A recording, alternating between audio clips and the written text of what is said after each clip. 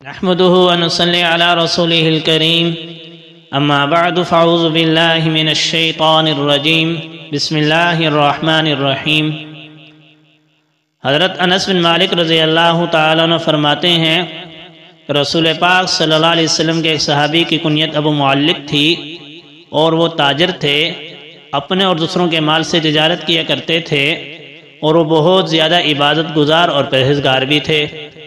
ایک مرتبہ وہ سفر میں گئے، انہیں راستے میں ایک ہتھیار سے مسلح ڈاکو ملا۔ اس نے کہا اپنا سارا سامان یہاں رکھ دو، میں تمہیں قتل کر دوں گا۔ اس صحابی نے کہا تمہیں مال لینا ہے تو وہ لے لو۔ ڈاکو نے کہا نہیں، میں نے تمہارا خون بھی بہانا ہے۔ اس صحابی نے کہا مجھے ذرا مہلت دے دو، میں نماز پڑھ لوں۔ اس نے کہا جتنی نماز پڑھنی ہے پڑھ لو۔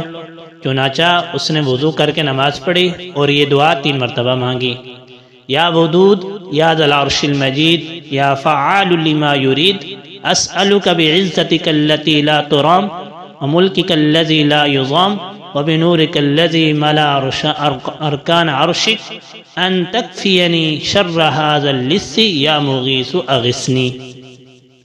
تو اچانک ایک گھوڑا سوار نمودار ہوا جس کے ہاتھ میں ایک نیزہ تھا، جس کو اٹھا کر اس نے اپنے گھوڑے کے کانوں کے درمیان بلند کیا ہوا تھا۔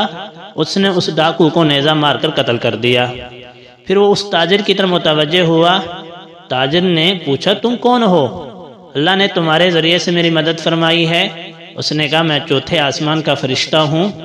جب آپ نے پہلی مرتبہ دعا کی تو میں نے آسمان کے دروازوں کی کھٹکھٹاہٹ سنی۔ جب آپ نے دوبارہ دعا کی میں نے آسمان والوں کو چیخ و پکار سنی۔ پھر آپ نے تیسری مرتبہ دعا کی تو کسی نے یہ ایک مصیبت زدہ کی دعا ہے۔ میں نے اللہ کی بارگاہ میں عرض کیا کہ اس ڈاکو کو قتل کرنے کا کام میرے ذمہ کر دیں۔ پھر اس فرشتے نے کہا کہ آپ کو خوشخبری ہو کہ جو آدمی وضو کر کے 4 رکعت نماز پڑھے پھر یہ دعا مانگے اس کی دعا ضرور قبول ہوگی، وہ مصیبت زدہ ہو یا نہ ہو۔ تو میرے بھائیو دوستو بزرگوں، ہمیں بھی چاہیے کہ ہم اپنی پریشانی میں اس عمل کو بار بار کریں، تو اس عمل کے بار بار کرنے کی وجہ سے اس عمل کا یقین ہمارے دلوں میں پیدا ہو جائے گا اور اللہ کی مدد ہمارے اوپر بھی آئے گی۔ اللہ ہمیں عمل کی توفیق عطا فرمائے۔